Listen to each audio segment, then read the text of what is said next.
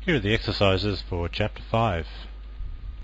Firstly, we'll write a simple script that asks the user for their age, and then we'll compare that age to a variable called retirement age, which should already be set somewhere in the shell script.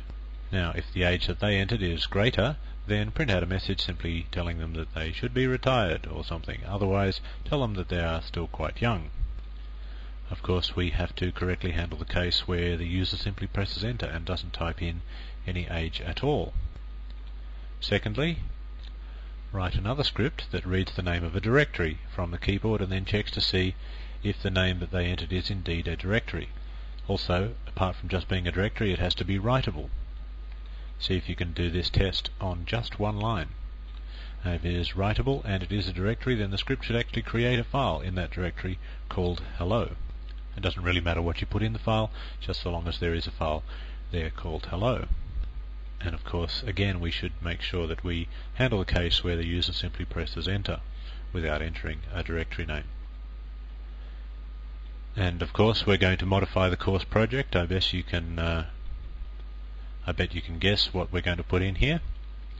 Yep, we're going to present the user with a menu of choices. That was the actual original goal of doing this chapter.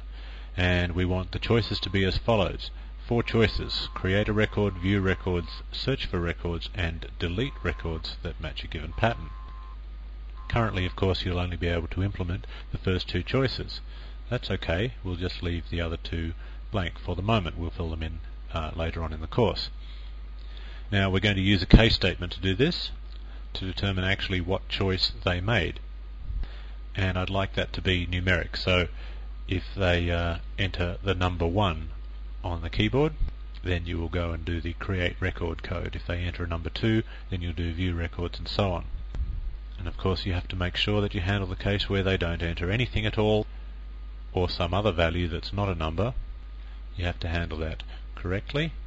As I said, with choices 3 and 4 you don't have to implement those at the moment. It might be nice if you simply output a message saying that those options are not yet implemented or something like that.